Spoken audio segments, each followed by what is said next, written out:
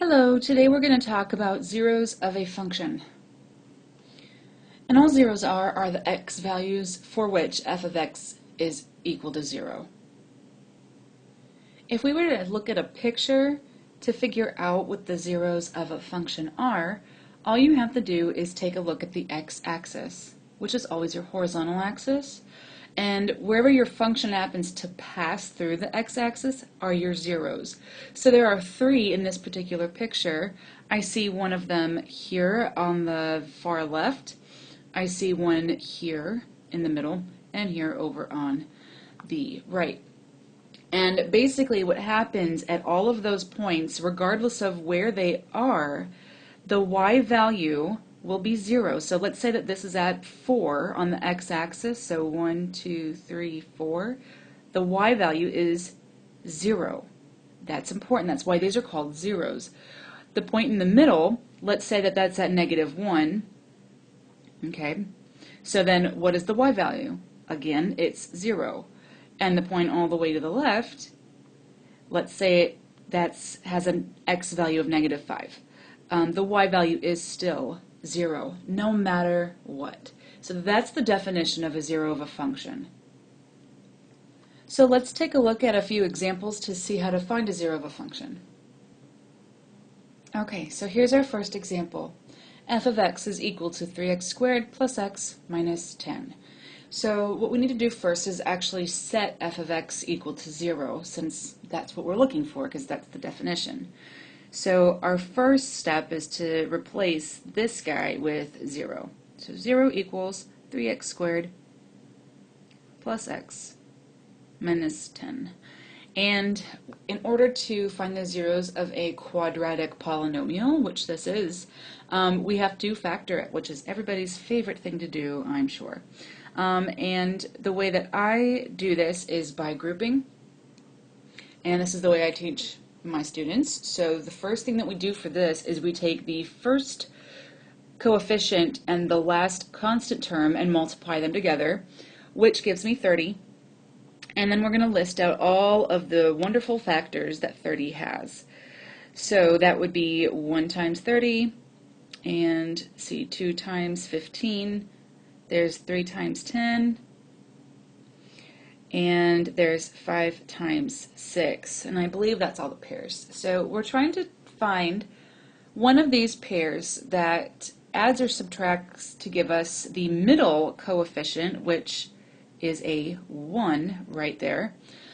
And the only pair I can see working for us is 5 and 6, since the difference between 5 and 6 is 1. So we have to figure out what signs both 5 and 6 are going to have. I'm trying to get this one to be positive since there's a plus sign in front of it. So I'm going to try positive 6 and then a negative 5. And sure enough, that leads me to a positive 1. So here's what we're going to do. We're going to bring down our first term, which is 3x squared. I am then going to split the 1 off into the 5 and the 6 that we just found. So I'm going to write it as plus 6x minus 5x. Notice that if I do combine those like terms, it does give me a plus 1. So yay, that's what we want to see. Bring down the last term, which is minus 10. Alright, now we're going to group together the first 2 terms and group together the last 2 terms. And this is why this is called factoring by grouping, because we group them. So we're going to take out anything that 3x squared and 6x have in common, which is 3x. I'm going to open that pair of parentheses back up and figure out what needs to go back inside. So 3x times x gives me 3x squared plus, it's going to be 2. So 3x times 2 gives me 6x. So I get this back and I get this back by distribution. So that looks good. For the next pair, notice that both of the terms are negative. Always take that out if you can. Other than that, the only thing that both of those terms have in common is a 5. So we're going to wrap that up, and the first term looks like it's just going to be an x because negative 5 times x is negative 5x. And I'm going to have another plus 2 because negative 5 times positive 2 gives me 10. So both of these check off as well. Now, if you do this right, these terms in your parentheses should be identical. If they're not, you did something wrong. So I'm going to do 0 equals, and I'm going to use the binomials that are identical, and then everything that's left over will make up my other binomial, which is 3x minus 5. So now that I have my fully factored quadratic, I can set this equal to 0 finally. So what we're going to do is we're going to split both of these off into their own equations. So x plus 2 equals 0, and 3x minus 5 equals 0. And we're going to solve each of these. So one of my solutions, one of my zeros, is x equals negative 2. And my other one, we got to, let's see, add 5 here. This is going to give us a fraction, which is a-okay. Divide by 3, and x is equal to 5/3. So 2 2/3. So on my graph, just to recap, on the x-axis, let's see, 1, 2, and 1, 2. I would have this function passing through negative 2 and 2 2/3, which would be a little bit out here. So it kind of helps understand what the function's behavior is going to be, but those are going to be our answers. So we're going to take a look at one more example. And here we go. So example 2, g of x equals the square root of 10 minus x squared.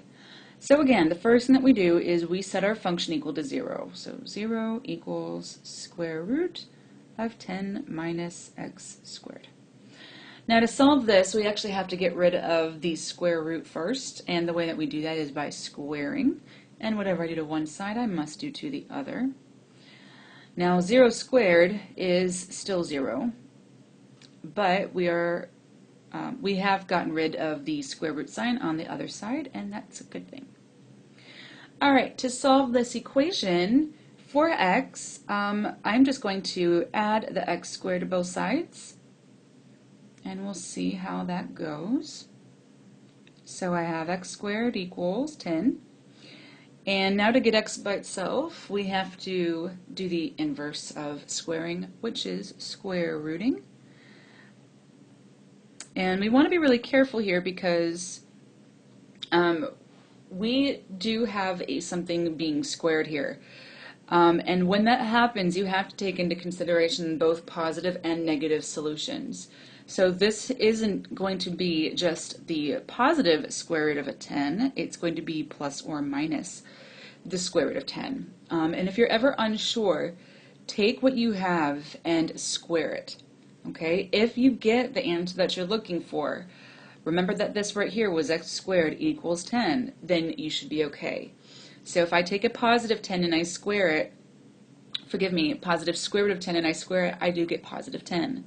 If I take a negative square root of 10 and square, I still get positive 10. So we work there, and that's going to be the solution for that problem. And seeing as we're doing okay on time, let's go ahead and do one more. This time we're going to use a rational function, a fraction, if you will. All right, so let's take a look at this. So this function says h of t equals 2t minus 3 over t plus 5. Rational functions, just in general, have a lot of very special properties. So you really want to take your time with them and make sure that you are thorough. So the first step, finding zeros, is no different than any other. We still set it equal to 0. And we have 2t minus 3 over t plus 5. And anytime you ever want to fix a fraction or to change it or to move one part of it to the other side, you pretty much always have to start with the denominator. If you don't cancel the denominator out, you're not putting yourself in a very good position. So the first thing I'm going to do to get rid of this fraction is to do just that. I'm going to multiply both sides by t plus 5, since that's the denominator. Okay, And luckily 0 times anything is still 0, so the left side is not affected, so that's pretty nice. And now I am left with a very simple linear function, which is wonderful. So all I have to do here is do plus 3 and plus 3, and I get 3 equals 2t. And I divide both sides by 2, and my only 0 for this function is 3/2, or 1.5. So I also want to show you guys one more thing with this. Anytime you're finding zeros for rational functions, keep this in mind. The denominator, when you set a function equal to 0, if you're concerned about finding zeros, you should never, ever want this to be 0, okay? Don't do it, never, because if it is, it's not a function. The function actually is not defined there. There's a problem there. Keep in mind that we can never divide by 0, so why would I want this part to be 0? So if you actually know that if your function doesn't need to be simplified or factored, you can go right ahead and strictly set your numerator equal to 0. Okay, you don't have to go through the process of multiplying both sides by the denominator if you don't want to. So just understand that it's really where the numerator is equal to 0 for rational functions. And that's going to wrap up this tutorial.